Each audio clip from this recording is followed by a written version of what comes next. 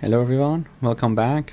In today's video we're going to have a coding exercise with Scqtter using the Seaborn library. So first of all, I'm going to import the necessary libraries: Seaborn, Matplotlib, NumPy and Pandas. First of all, I'm going to set a Seaborn theme for better visualization. So I call the set theme function from the Seaborn library, and I put the style to be white grid, the palette to be muted, and the font to be serif. And there are other options that we can try for each of these styles that we already discussed in other videos. Now we would like to generate our sample data. In order to generate a sample data, we can have the random function and then the seed function from the NumPy library to put a number there to ensure reproducibility. This 42 is an arbitrary number. We can put 50, we can put 60, whatever. But when we are having this line, if I run the code like 100 times, it is going to generate one set of data and give it to me every time that I run the code. But if I comment this, it is going to generate a whole new data every time that I run the code. Okay. So because I want to have the reproducibility, I'm going to have this line. Then I would like to generate 100 random values between 0 and 10. So between 0 and 10 for the X and Y coordinates. Okay. So originally it is going to generate numbers when we are using the rand function from the random and NumPy library. It is going to generate me numbers between 0 and 1, but if I multiply it by 10, it is going to give me the numbers between 0 and 10. So it means that, for example, the first time it is going to generate x equals 0.5, so it is then multiplied by 10 and it will be 5. Okay, so the number is between 0 and 10, but originally the generated numbers are between 0 and 1. But when we are having the multiplication by 10, the numbers will be between 0 and 10.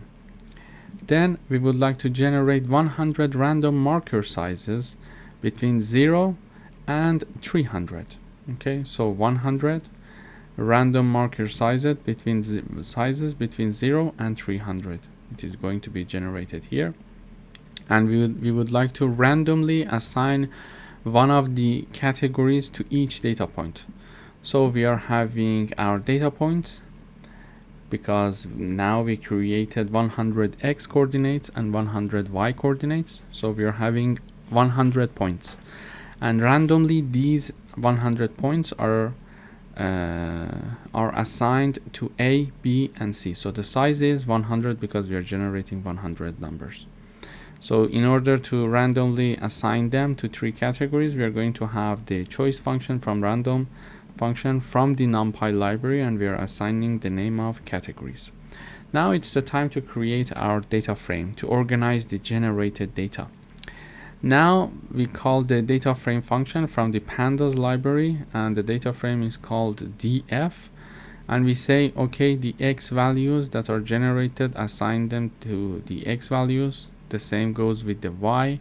Marker size we generated here, assign them to be the size, and then the categories we generated them here, and it is assigned to be the category, so it is going to group the variables. Now it's the time to create our figure.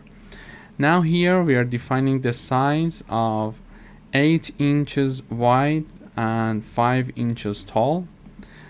And then now we're creating the scatter plot that we were looking for using Seaborn. So this is first of all the scatter plot that we see here.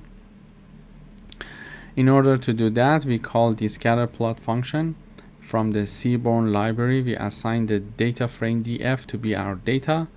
The x-axis and y-axis, they are getting the x values and y values. We are having the who equals to be category, meaning that different colors represent different categories. You see here, for example, category A has the color blue, category B has the color light brown, or let's say orange, and category C has the color green. So you see that here we are having the category to be the who, meaning that different colors are going to represent different categories. Then we are having the marker sizes based on the size column, and then we are having the alpha, which is the level of transparency. So it is something between 0 and 1. 0 means fully transparent and 1 means fully opaque. So when I put it to be 1, when I run the code, you see that the colors are brighter. But if I reduce this 1 to be 0.1 and I run the code, you see that they are transparent now. So depending on what number you're looking for, you can modify this alpha.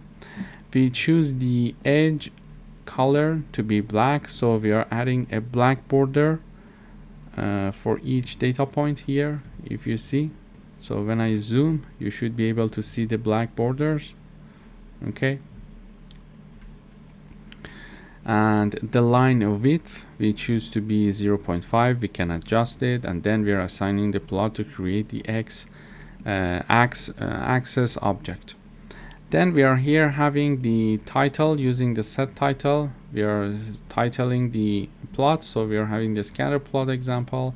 This is my title being shown here. Then we are having the font size, which is 14. Then we are having the x-axis, y-axis, and the font sizes here and there for the x-axis and y-axis, and here is the title. We are having the legend being shown there, so we are having the legend. This is my legend, and the title of the legend is category that we choose here.